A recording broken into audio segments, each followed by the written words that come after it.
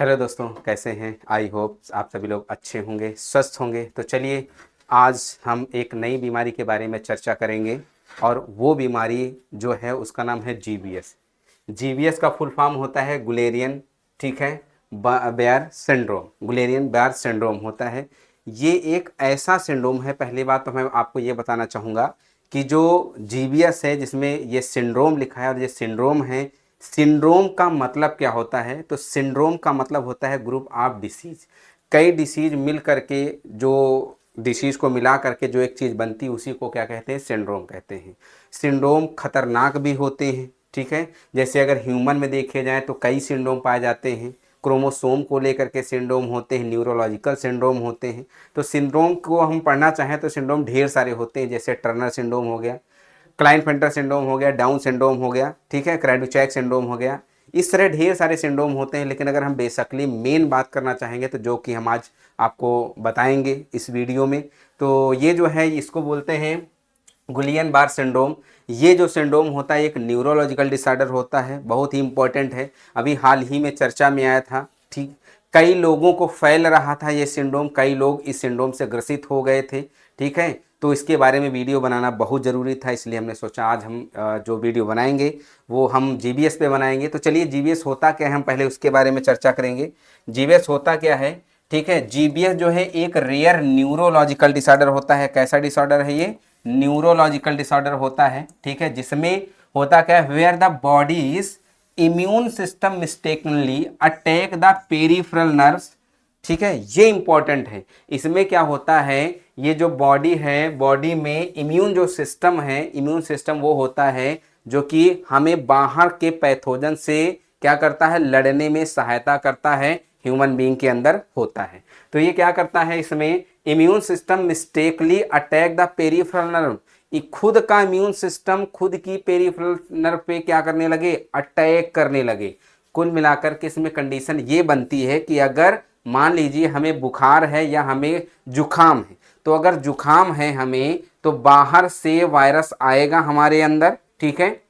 और हमारी बॉडी क्या करेगी, उस जो वायरस आया है उससे पहले लड़ेगी, उससे लड़ेगी। अगर हमारी बॉडी जीत जाती तो हमें जुखाम नहीं होता है, अगर हमारी बॉडी हार जाती तो हमें जुखाम हो जाता है।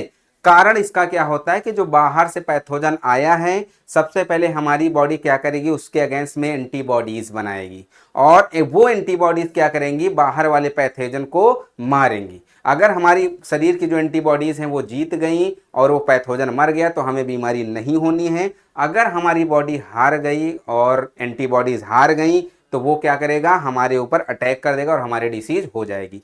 इसी तरह जब खुद की बॉडी के एंटीबॉडीज जो हों वो खुद के ही नर्व को मारने लगे, तो इस तरह के डिसऑर्डर को बोलते हैं न्यूरोलॉजिकल या ऑटो इम्यून डिसऑर्डर।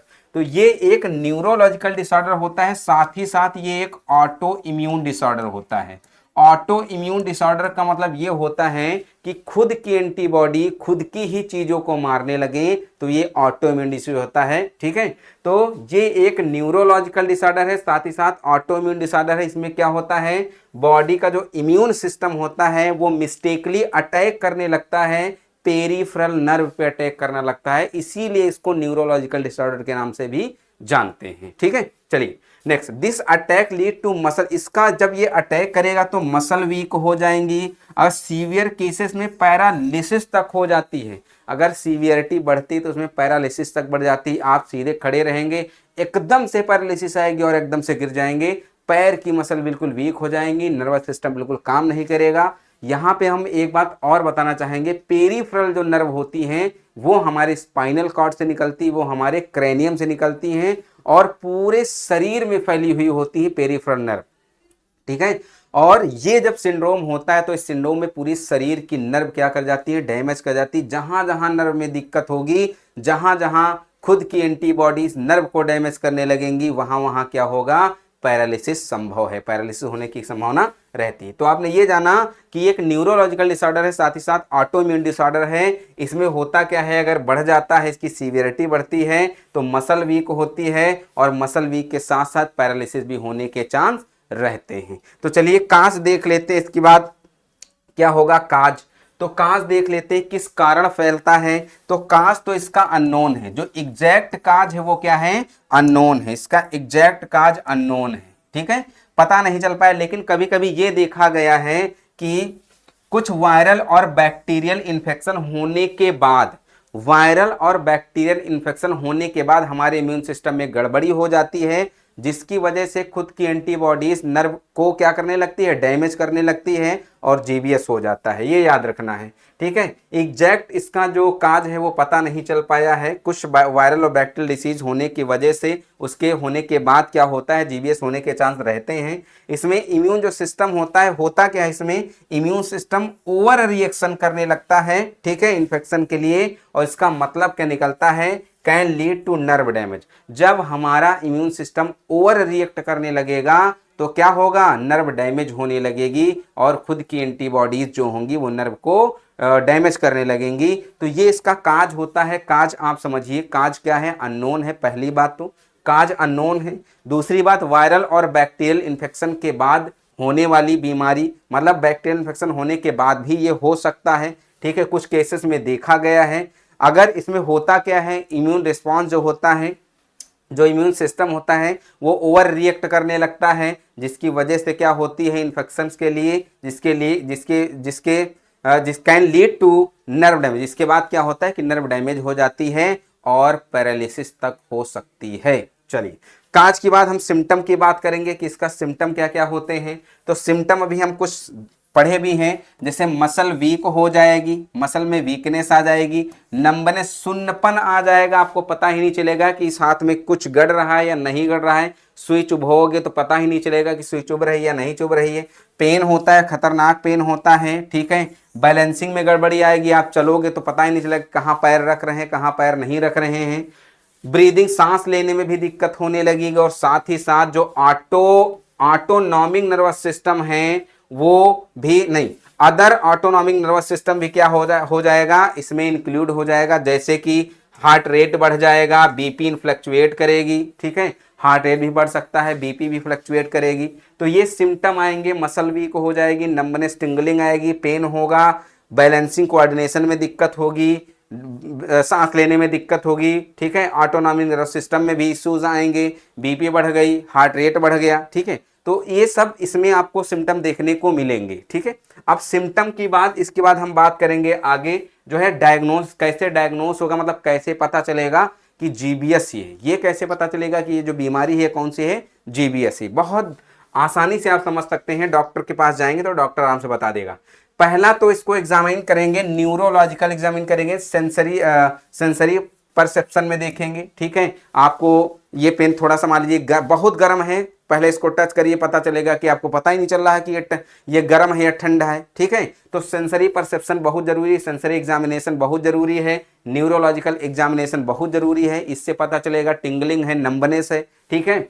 दूसरा एक टेस्ट होता है जिसको ईएमजी बोलते हैं। ईएमजी का फुल फॉर्म होता है इलेक्ट्रोमायोग्राफी। ईएमजी का फुल फॉर्म होता है इलेक्ट्रोमायोग्राफी। मतलब ये क्या करता है, ये नर्व की स्पीड को क्या करता है, मीजर करता है, और ये भी देखता है कि मसल कितना रिस्पॉन्स कर रही है। तो दो चीज देखता है, पहली बात तो नर्व की स्पीड को, और दूसरी बात ये देखता है कि मसल जो है वो कितना जो है स्पीड में काम कर रही। तो ये चीज है ईएमजी, इलेक्ट्रोमायोग्राफी, ठीक है। और इसमें नर्व के कंडक्शन की स्टडी की जाती है। नर्व के कंडक्शन की स्टडी का मतलब नर्व किस स्पीड से काम कर रही, सिग्नल कैसे दे रही। भाई होता क्या है, अगर ये बहुत गर्म है, इसको हम छूते हैं तो यहाँ से सेंसरी नर्व जाती है हमारे ब्रेन में, ठीक है, ब्रेन में सेंसरी नर्व जाती है। उसके बाद वहां से मोटर नर्व चलती है और मोटर नर्व बताती है कि ये बहुत गर्म है, तो आप क्या करते हैं, तुरंत हाथ हटा लेते हैं। इसी तरह रात में अगर आप सो रहे होते हैं तो क्या मच्छर अगर काट रहा होता तो अपने आप हाथ वहां पहुंच जाता है क्या, या तो फिर उठ करके आप पहले देखते हो कि भाई आप काट रहे हो तो अब हम लाओ हटाएं, ऐसा नहीं होता है ना। क्या होता है कि अपने आप ही, ऐसा क्यों होता है, क्योंकि जैसे मच्छर काटता है तुरंत सेंसरी न्यूरॉन जो होते हैं वो हमारे ब्रेन में जाते हैं, ब्रेन को कहते हैं कि आपको कहीं पे कोई सुई चुभा रहा है या कोई काट रहा है, तो उधर से मोटर नर्व निकलती है और वो मोटर नर्व क्या करती हैं, वो मोटर नर्व वहां पे हाथ को पहुंचा देती है, मसल को वहां पे पहुंचा देती है। तो इसका ये टेस्ट बहुत इंपॉर्टेंट है ईएमजी, वो मसल के कंडक्शन को देखते हैं, ठीक है। थर्ड वन स्पाइनल टैप, मतलब लंबर पंचर करते हैं। अगर हम यहाँ पे लंबर रीजन होता है, इस रीजन को पंचर करके वहां से सीएसएफ निकाल लेते हैं, जिसका फुल फॉर्म होता है सेरिब्रो स्पाइनल फ्लूइड। वहां से सीएसएफ निकाल लेते हैं, और जब सीएसएफ निकालेंगे, किस लिए सीएसएफ निकालेंगे? पता लगाने के लिए कि इन्फ्लामेशन है अंदर या नहीं है। सीएसएफ से ये पता लग जाता है कि ब्रेन में या स्पाइनल कॉर्ड में इन्फ्लामेशन या सूजन है कि नहीं है। तो उसके लिए तो डायग्नोसिस हम 3 तरह कर सकते हैं, एक न्यूरोलॉजिकल एग्जामिनेशन करके, दूसरा ईएमजी इलेक्ट्रोमायोग्राफी करके, और तीसरा स्पाइनल टैब या लंबर पंचर करके डायग्नोस कर सकते हैं। अगर हम ट्रीटमेंट की बात करें, फाइनली हम आ जाते हैं ट्रीटमेंट पे। तो ट्रीटमेंट जो है वो डॉक्टर करेंगे। तो ट्रीटमेंट के लिए क्या किया जाएगा? प्लाज्मा ही चेंज कर दिया जाता है, और प्लाज्मा वो है जहां पे एंटीबॉडीज बनती हैं। ठीक है, मतलब रिमूव कर दी जाएंगी एंटीबॉडी, ऐसी एंटीबॉडी रिमूव करे जाएंगी जो कि हमारे नर्व को डैमेज कर रही हो, तो उससे भी आसानी से ट्रीट किया जा सकता है। दूसरा IVIG फुल फॉर्म होता है इंट्रावेनस इम्यूनोग्लोबिन थेरेपी। इसके सिवा कोई भी इलाज नहीं है दुनिया में, इसके सिवा इसका कोई भी इलाज नहीं है। इसमें क्या किया जाता है? ऐसी एंटीबॉडीज प्रोवाइड की जाती है हेल्दी, ताकि वो क्या कर सके, जो अगेंस्ट में एंटीबॉडीज बनी है उनको न्यूट्रलाइज कर सके, हार्मफुल को न्यूट्रलाइज कर सके। मतलब हेल्दी एंटीबॉडीज को अंदर एंटर कर दिया जाए, और जो बेकार वाली एंटीबॉडीज हैं उनको क्या किया जाए? रिमूव कर दिया जाए। तो ये इसका ट्रीटमेंट था। क्या क्या ट्रीटमेंट था? सबसे पहले प्लाज्मा को एक्सचेंज कर सकते हैं, ठीक। IVIG मतलब इंट्रावेनस इम्यूनोग्लोबिन थेरेपी दे सकते हैं। इसमें हेल्दी एंटीबॉडीज को इंट्रोड्यूस कर दिया जाता है, हार्मफुल एंटीबॉडीज को क्या किया जाता है? रिमूव कर दिया जाता है। तो उम्मीद करते हैं आज का जो टॉपिक है ये बहुत ही अच्छा टॉपिक था। आपको बहुत चीज़ें इसमें से सीखने को मिलेंगी। आप अपने आसपास देख भी सकते हैं कि ये सिम्टम अगर किसी को आ रहे हैं, न्यूरोलॉजिकल डिसऑर्डर है, पैरालिसिस तक हो जाती है, घातक बीमारी है, जल्दी ठीक ना होने वाली बीमारी है, इसके सिम्टम काफ़ी दिनों तक बने रहते हैं। ठीक है, तो आप अपने आसपास अराउंड में देख सकते हैं, सिम्टम्स को देखकर मिला सकते हैं, बता सकते हैं कि ये GBS है। उम्मीद करते हैं आप लोगों को ये वीडियो अच्छी लगी होगी। अगर ये वीडियो अच्छी लगे तो आप लाइक करिए, सब्सक्राइब करिए, और बने रहिए हमारे चैनल पे। Thank you so much.